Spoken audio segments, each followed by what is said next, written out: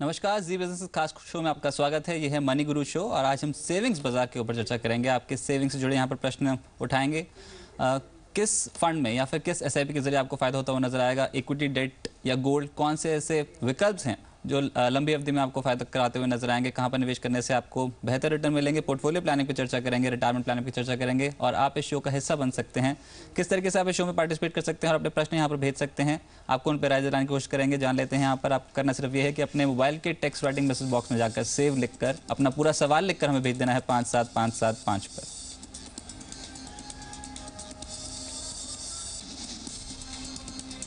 चलिए देख लेते हैं आज शो में क्या खास रहने वाला है, किन मुद्दों पे चर्चा करेंगे। सबसे पहले यहाँ पर जो चर्चा करेंगे वो एसआईपी इन्वेस्टमेंट्स, कैसे इनसे फायदा होता हुआ नजर आएगा, कौन सी एसआईपीज हैं जो लंबी अवधि में आपको रिटर्न अच्छे दिलाते हुए नजर आएंगे। साथ ही साथ नेट बैंकिंग फैसिलिटी क्या होती है और इसका फायदा आप कैसे उठा सकते हैं, इसके ऊपर भी चर्चा करेंगे। और रिलायंस का जो गोल्ड सेविंग्स फंड है उसका कैसा प्रदर्शन है और यहाँ पर जो नया फंड लॉन्च हुआ है यहाँ पर क्या एक्सपेक्टेशंस है, इसके ऊपर भी चर्चा करेंगे। आज स्टूडियो में हमारे साथ मौजूद हैं आपके सवाल को जवाब देने के लिए अभिनव अंग्रीश जी, जो कि फाउंडर हैं investonline.com के। अभिनव जी नमस्कार, स्वागत है आपका जी बिजनेस में।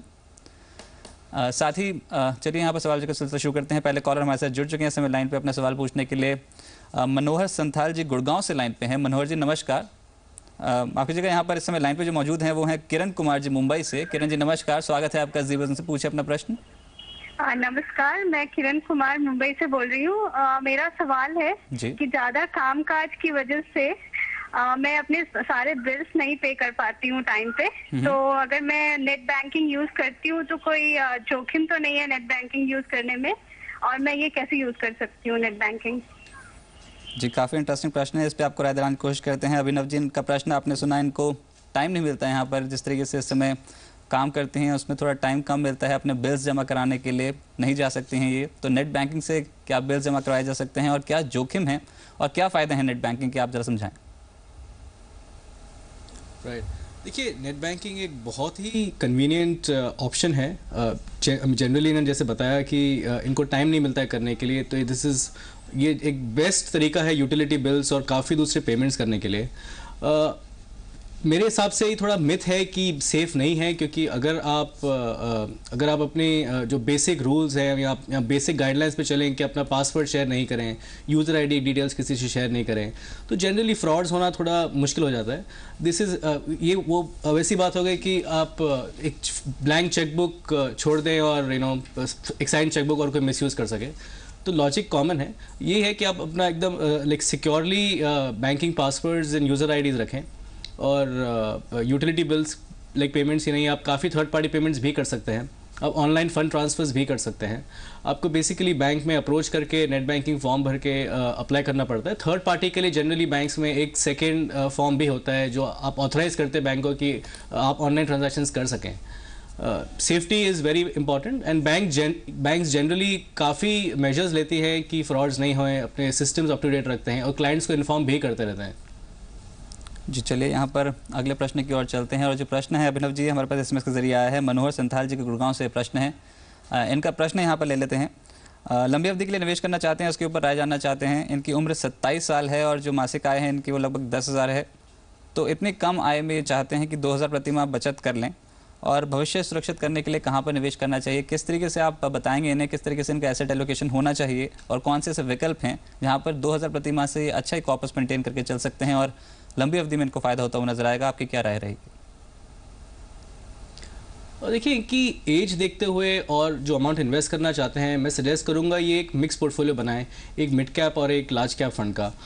आइडियली ये एक बिरला सन लाइफ का फ्रंटलाइन इक्विटी फंड चूज़ कर सकते हैं या आईसीआईसीआई प्रूडेंशियल का डिस्कवरी फंड भी चूज़ कर सकते हैं। दोनों लॉन्ग टर्म बड़े बेहतरीन फंड्स हैं और ऑन एन एवरेज 20% प्लस का एनुअलाइज रिटर्न दिया अगर आप 5 ईयर्स का अगर आप एवरेज रिटर्न पकड़ें। मैं ये नहीं कह रहा हूँ returns will continue, but since ये लॉन्ग टर्म इन्वेस्टमेंट है और इक्विटी इन्वेस्टमेंट्स हैं तो लॉन्ग टर्म डेफिनेटली इनको इस पर फ़ायदा होगा, ना कि बैंक में रख के या फिक्स डिपॉजिट में इन्वेस्ट करके।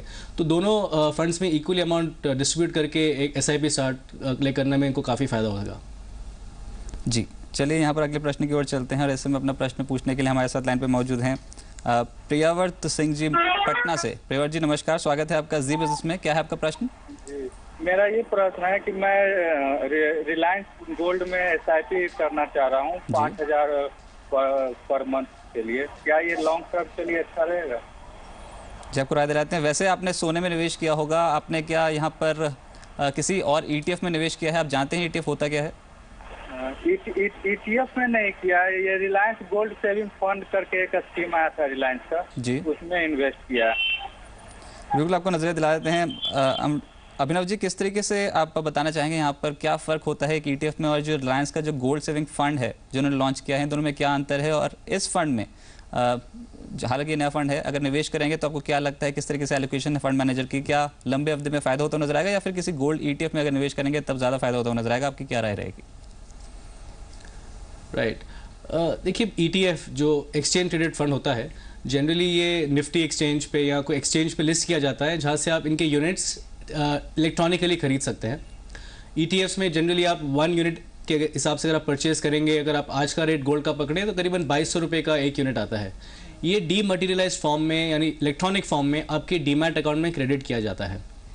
इसी को देखते हुए रिलायंस ने जो रिलायंस गोल्ड सेविंग्स फंड जो शुरू किया है, ये रिलायंस के गोल्ड ETF में ही इन्वेस्ट किया होता है।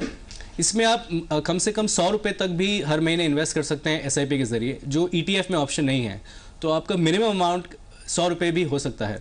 दूसरा, इसमें आपको डीमैट अकाउंट खोलने की कोई ज़रूरत नहीं है, बिकॉज वो एनीवे ETF में ही इन्वेस्ट करे, तो डीमैट अकाउंट की कोई ज़रूरत नहीं पड़ती है आपको। सिर्फ आपको एक सिंपल सा KYC फॉर्म भरना है जो म्यूचुअल फंड में इन्वेस्ट किया जाता है, और KYC वेरीफाई होने के बाद आप कोई भी म्यूचुअल फंड में इन्वेस्ट कर सकते हैं। सिमिलर प्रोसेस एक गोल्ड सेविंग्स फंड के लिए भी है। मेरे हिसाब से this makes more sense than ETF, because simple investments हैं, स्मॉल अमाउंट्स आप कर सकते हैं और एक्सपोजर सेम है। जो रिलायंस गोल्ड सेविंग्स फंड है, up to 95% Reliance gold ETF में इन्वेस्ट करेगा, और 0 to 5% जो बैलेंस है वो डेट या शॉर्ट टर्म डेट इंस्ट्रूमेंट्स में या मनी मार्केट इंस्ट्रूमेंट्स में इन्वेस्ट किया जाएगा। चलिए, तो एक बेहतर विकल्प है, आगे बढ़ सकते हैं, रिलायंस गोल्ड सेविंग्स फंड में निवेश कर सकते हैं। चलिए अभिनव जी, एक प्रश्न और लेते हैं। यहाँ पर SMS के जरिए हमारे पास प्रश्न आया है, और जो प्रश्न है अनुज शाह जी का वडोदरा से प्रश्न है। उनका प्रश्न ATC के तहत टैक्स छूट को लेकर है और ट्यूशन फीस में इनका टैक्स छूट पे प्रश्न है। इनका कहना यह है कि इनका बेटे का जो दाखिला है वो नर्सरी क्लास में हो चुका है, और लगभग इन्होंने जो एडमिशन फ़ीस दी है वो 85,000 के आसपास दी है, और अब ये जानना चाहते हैं कि ATC के तहत ये जो एडमिशन फ़ीस दी है इस पर क्या टैक्स छूट मिलती हुई नज़र आएगी? एडमिशन फ़ीस पे यहाँ पर प्रश्न है, तो क्या आपका जवाब रहेगा? यहाँ पर ट्यूशन फीस पर हमने सुना है यहाँ पर टैक्स छूट मिलती है, क्या एडमिशन फ़ीस पे भी टैक्स छूट मिलती है ATC के तहत? नहीं, आपको एडमिशन फ़ीस पे कोई ATC के या कोई भी इनकम टैक्स एक्ट में आपको कोई टैक्स बेनिफिट नहीं मिलता है। आपको tax benefit definitely tuition fee के ऊपर मिलता है। ईच इंडिविजुअल अपने जो 2 संतान हैं उनके ऊपर ये टैक्स बेनिफिट क्लेम कर सकती हैं। हालांकि पेमेंट ट्यूशन फ़ी होनी चाहिए, और स्पेसिफिकली रिकग्नाइज यूनिवर्सिटीज़, कॉलेजेस या स्कूल जो रिकग्नाइज हैं उन्हीं को की जा सकती है। आप कहीं भी अगर आप प्राइवेट ट्यूशन ले रहे हैं, आप वो ट्यूशन फ़ी क्लेम नहीं कर पाएंगे। तो बेसिकली टैक्स बेनिफिट एडमिशन फ़ी पे इनको नहीं मिल सकता। जी, चलिए अभिनव जी, एक छोटे से ब्रेक के लिए हमको यहाँ पर रुकना है, पर ब्रेक के बाद दर्शकों को बता दें जब वापस आएंगे तो किन मुद्दों के ऊपर चर्चा करेंगे। सबसे पहले यहाँ पर देखेंगे कि अगर आपको कोई बीमा प्लान के ऊपर अगर आपको बात करनी है, यहाँ पर टर्म प्लान कौन से मौजूद हैं, कौन से बेस्ट टर्म प्लान रहेंगे और वहाँ पर निवेश करने से क्या फ़ायदे हैं, और साथ ही साथ PPF अकाउंट के क्या बेनिफिट्स हैं, ATC के तहत क्या यहाँ पर बेनिफिट मिलता है, इसके ऊपर भी नज़र डालेंगे। और इसके अलावा पोर्टफोलियो प्लानिंग के ऊपर भी प्रश्न आया है, उसके ऊपर भी नज़र डालेंगे। एक छोटा सा ब्रेक लेते हैं, जल्द लौटेंगे। आप देखते रहिए जी बिजनेस।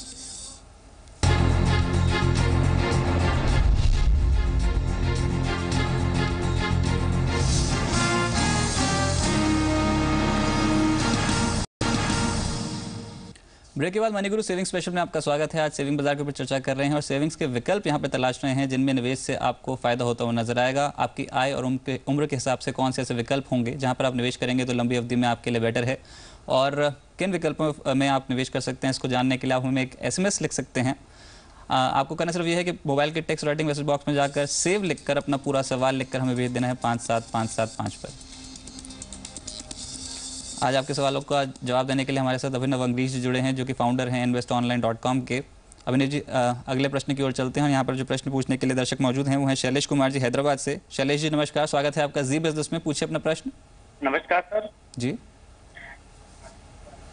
जी शैलेश जी, पूछ सकते हैं अपना प्रश्न। नमस्कार सर, मैं सर 6 म्यूचुअल फंड में 12,500 रुपए मंथली SIP करता हूँ, और उसमें जो सर जो मेरा जो मेन गोल है 18 साल के बाद मुझे अपनी लड़की की शादी के लिए 25 लाख चाहिए, और सेकंड गोल जो है मेरा आफ्टर 25 ईयर्स जो है 2 करोड़ का कॉर्पस है फॉर मेरी रिटायरमेंट की लाइफ के लिए जी।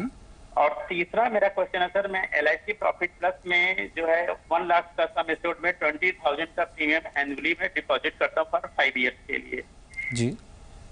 ये सर मेरा अपना टोटल है। और मेरे पास इंश्योरेंस का टर्म प्लान है ICICI का आई प्रोटेक्ट जो 20 लाख का सम एश्योर्ड है। जी बिल्कुल, आपको बता देते हैं कि आपके जो ऑब्जेक्टिव है, एक तो पहले आपको बधाई देना चाहेंगे क्योंकि जो आप निवेश करना चाहते हैं वो बिल्कुल ही ऑब्जेक्टिव डिपेंडेंट है। यहाँ पर आपने पहले ऑब्जेक्टिव्स बनाया, उसके ऊपर निवेश करना चाहते हैं, यही एक आइडियल तरीका होता है निवेश करने का।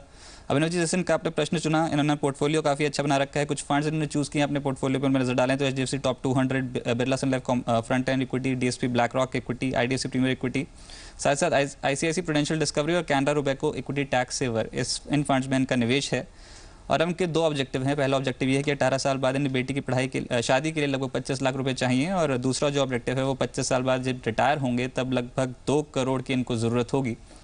साथ ही साथ इन्होंने बीमा के ऊपर भी प्रश्न पूछा है। इन्होंने कुछ प्लान्स चूज़ करे हैं, अपना बीमा भी करवा रखा है। LIC प्रॉफिट प्लस में लगभग 20,000 का प्रीमियम देते हैं और ICICI प्रूडेंशियल आई प्रोटेक्ट में लगभग 6,800 रुपये का प्रीमियम देते हैं ये। तो जो आपके पास पोर्टफोलियो भेजा गया था, और क्या ये आइडियल पोर्टफोलियो है, क्या इनको किसी बदलाव की ज़रूरत है, और जो 2 ऑब्जेक्टिव्स हैं किस तरीके से पूरा कर सकते हैं, और यूलिप्स पे और बीमा पे आपकी क्या राय रहेगी? राइट सौरभ, फर्स्टली जैसा आपने कहा, आई थिंक इन्होंने बड़ा बेहतरीन पोर्टफोलियो बनाया है। मैं इसमें कुछ चेंज सजेस्ट नहीं करना चाहूँगा। हालांकि 4 फंड्स जनरली हम आइडियल बोलते हैं, लेकिन इनके पास 6 फंड्स हैं तो इसमें इतनी प्रॉब्लम नहीं है। पर पोर्टफोलियो मिक्स अच्छा है, लार्ज कैप्स भी हैं, मिड कैप्स भी हैं, और इनका होराइजन है 18 एंड 25 ईयर्स, तो definitely there is no problem in the investments he is made. Choice of schemes is brilliant, so there is no change required.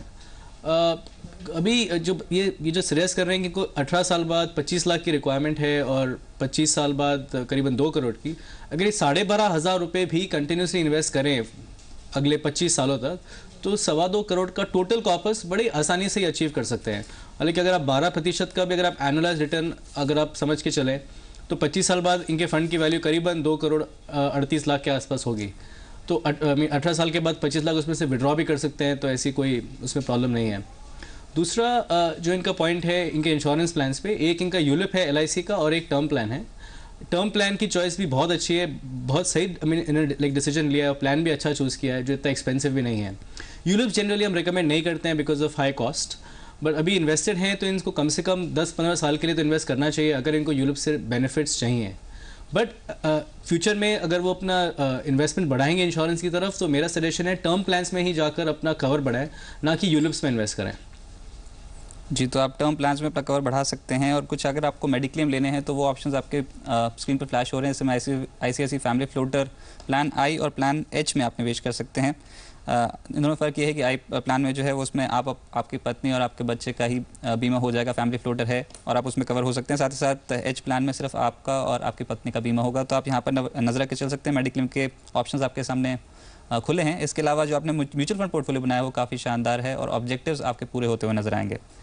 चलिए अगला प्रश्न यहाँ पर लेते हैं, और अगला प्रश्न पूछने के लिए इस समय हमारे साथ लाइन पर मौजूद हैं अनिल शुक्ला जी रेणुकूट से। अनिल जी नमस्कार, स्वागत है आपका जी बिजनेस में। पूछे अपना प्रश्न। नमस्कार जी। जी हाँ सर, मेरा ये था कि मुझे केवल बीमा चाहिए था, इंश्योरेंस चाहिए था और रिटर्न नहीं चाहिए हमको जी। और हम इसका कौन सा प्लान ले जिससे हमको ज्यादा से ज्यादा जो है इंश्योरेंस कवर मिल सके। जी बिल्कुल, आपको इस पर राय दिला देते हैं।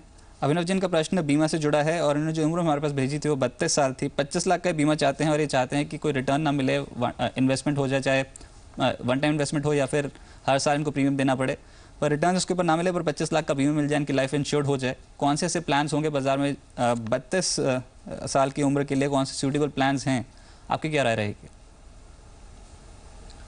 सौरभ, नेचुरली ये टर्म प्लान्स की बात कर रहे हैं, जैसे हमने प्रीवियस क्वेश्चन में भी पूछा था, term plans is the right way to invest. मैं इनको 3 प्लान सजेस्ट करूंगा जिसमें से चूज़ कर सकते हैं। एक बिरला सन लाइफ का प्रोटेक्टर प्लान है, ये नया प्लान है, इसमें इनकी एज के हिसाब से करीबन 6,060 रुपये के आसपास इनका प्रीमियम आएगा। वो ICICI प्रूडेंशियल का एक टर्म एलीट प्लान है, वो चूज़ कर सकते हैं। उसका प्रीमियम स्लाइटली ज़्यादा है, 7,000 रुपये के आसपास। जनरली प्रीमियम्स कंपनी से कंपनी पे डिपेंड करते हैं। उसी तरह कोटक का टर्म प्लान है जो एक नॉन स्मोकर प्लान अगर चूज़ करेंगे, अगर ये नॉन स्मोकर हैं, उसका प्रीमियम कुछ 5,100 रुपये के आसपास है। तो इन तीनों में से जो प्लान इनको सूटेबल हो 25 लाख के लिए, ये 3 प्लान्स आइडियल हैं इनके लिए।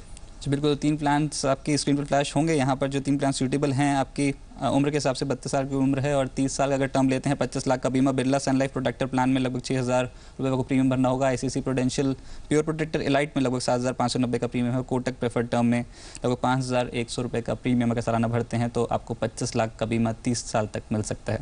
फिलहाल एक छोटे से ब्रेक के लिए रुकना पड़ेगा हमको यहाँ पर, जल्द लौटेंगे। पर ब्रेक में जाते जाते आपको छोड़ जाते हैं सेविंग्स फंड के साथ।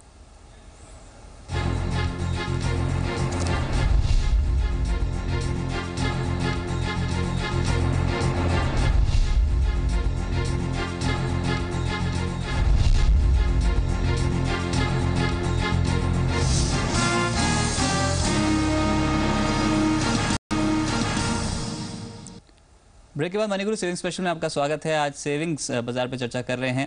सेविंग्स के विकल्प तलाश रहे हैं कि जहां पर निवेश से आपको फायदा होता हुआ नजर आएगा। और अगर आप इस शो का एक हिस्सा बनना चाहते हैं तो आप हमें SMS करें और अपना प्रश्न यहाँ पर भेजें। करना सिर्फ आपको ये है कि अपने मोबाइल के टेक्स्ट राइटिंग मैसेज बॉक्स में जाकर सेव लिखकर अपना पूरा सवाल लिखकर हमें भेज देना है 57575 पर। आज आपके सवालों का जवाब देने के लिए हमारे साथ अभिनव अंग्रेजी जी जुड़े हैं, जो कि फाउंडर हैं investonline.in के। चलिए अगले प्रश्न की यहाँ पर प्रश्न जो पूछना चाहते हैं वो हैं इस समय पंकज जैन जी इस समय दिल्ली से मौजूद हैं। पंकज जी नमस्कार, स्वागत है आपका जी बिजनेस में। क्या है आपका प्रश्न? सर मैं 21 इयर्स का हूँ और मैं स्टूडेंट हूँ और पॉकेट मनी से मैं इन्वेस्ट करना चाहता हूँ SIP वगैरह में। तो 500 रुपए मैं हर महीने कर सकता हूँ इन्वेस्ट। तो सर इसके बारे में बताएंगे जरा। जी आपको इस पर राय दिलाते हैं। अभिनव जी, इतनी छोटी उम्र में इन्होंने प्लानिंग कर ली है यहाँ पर निवेश स्टार्ट करने की और पॉकेट मनी इन्हें मिलती है और उसमें भी 500 रुपये बचाना चाहते हैं अपनी पॉकेट मनी में। 21 साल इनकी उम्र है। इतनी छोटी रकम यहाँ पर कहाँ पर निवेश कर सकते हैं? कौन से विकल्प हैं और क्या इनके लिए एग्रेसिव पोर्टफोलियो की स्ट्रैटेजी बेटर रहेगी? लंबी अवधि में कौन से विकल्प हैं जहाँ पर निवेश करेंगे तो अच्छा कॉर्पस बना सकते हैं? आपकी क्या राय है? राइट रजत, बड़ा अच्छा लगता है जब स्टूडेंट्स इन्वेस्ट करना चाहते हैं। इनके आगे एक बड़ा ब्राइट फ्यूचर है। अगर अभी इन्वेस्ट करेंगे तो आगे चल के डेफिनेटली इनकी होराइजन्स में इन्वेस्टमेंट काफ़ी अच्छा होना चाहिए। जो अमाउंट इन्वेस्ट करना चाहते हैं डेफिनेटली इनकी एज देखते हुए मैं सजेस्ट करूंगा कि एक अग्रेसिव प्लान ही चूज़ करें। मैं कहूँगा आप HDFC का mid cap opportunities fund choose कर सकते हैं। ये फंड ने पिछले 1 साल में करीबन 16% का रिटर्न दिया है। पिछले 3 सालों में एवरेज 25% का एनुअलाइज रिटर्न है। मैं ये नहीं कह रहा हूँ कि रिटर्न्स कंटिन्यू होंगे, बट जिस तरह फंड का परफॉर्मेंस है और जिस तरह HDFC एक म्यूचुअल फंड के तरीके जो इनका इक्विटी की तरफ इनका परफॉर्मेंस रहा है ओवर द ईयर्स, मैं पिछले 10-12 साल की बात कर रहा हूँ। और फंड मैनेजमेंट की तरफ से भी मैं ये सजेस्ट करूँगा कि एक अच्छा स्कीम है और लॉन्ग टर्म के लिए इनको यही स्कीम चूज़ करनी चाहिए। जी पंकज जी, तो आप HDFC मिड कैप अपॉर्चुनिटीज़ में निवेश करें, 500 प्रतिमाह निवेश भी करेंगे तो एक अच्छा कॉर्पस यहाँ पर जनरेट कर सकते हैं। अगर आपका फंड आपको 15% रिटर्न देता है 5 साल में हर साल, तो आप लगभग 44,840 रुपये जुटा लेंगे। और 10 साल में अगर 15% रिटर्न मिलता है हर साल, 500 रुपये प्रतिमाह निवेश से लगभग 1.39 लाख रुपये आप जुटा लेंगे। तो काफ़ी अच्छी रकम जुटा सकते हैं, आप निवेश कर सकते हैं। HDFC मिड कैप अपॉर्चुनिटीज़ एक अच्छा विकल्प रहेगा आपके लिए। चलिए अभिनव जी, यहाँ पर एक और प्रश्न लेते हैं। SMS के जरिए हमारे पास आया है। अभिनव वर्मा जी का धनबाद से प्रश्न है। PPF अकाउंट को लेके प्रश्न है और ये जानना चाहते हैं कि इनका ये अपने PPF अकाउंट में लगभग 70,000 रुपये निवेश करते हैं हर साल, जो कि मैक्सिमम लिमिट है। और अब ये अपनी पत्नी के लिए निवेश करना चाहते हैं और जानना चाहते हैं जो इनकी पत्नी है वो एक हाउसवाइफ हैं, क्या वो भी PPF अकाउंट में निवेश कर सकते हैं? क्या उनका भी अकाउंट खोला जा सकता है? और किस तरीके से वो अपने अकाउंट में निवेश करेंगे? क्या इनको निवेश करना होगा? क्या डायरेक्टली उनके अकाउंट में निवेश कर सकते हैं या फिर कोई इनडायरेक्ट रूट रहेगा जिससे ये पार्क कर सकते हैं उनके अकाउंट में मनी? देखिए, PPF अकाउंट हर एक इंडिविजुअल खोल सकता है। हालांकि मेरे हिसाब से उनका प्रश्न इसकी तरफ है कि इनको टैक्स बेनिफिट मिलेगा कि नहीं अगर वो 2 अकाउंट में, अपने अकाउंट में, वाइफ के अकाउंट में अगर इन्वेस्ट करें। जी, तो ये एक गलत मिथ है, क्योंकि जो इन्वेस्टमेंट है स्पेसिफिकली जो PPF होल्डर है उन्हीं के अकाउंट से पैसे आने चाहिए। इनके केस में ये शायद अपनी वाइफ के नाम पे इन्वेस्ट करेंगे तो इनको टैक्स बेनिफिट नहीं मिलेगा। इनफैक्ट अगर वाइफ की इनकम नहीं है और अपने अकाउंट से कुछ भी अगर इन्वेस्ट करते हैं तो वाइफ की इनकम भी इनके ही रिटर्न्स में क्लब की जाएगी। तो आइडियली अगर टैक्स बेनिफिट के लिए करना चाहते हैं तो मेरे हिसाब से कोई सेंस नहीं करने में।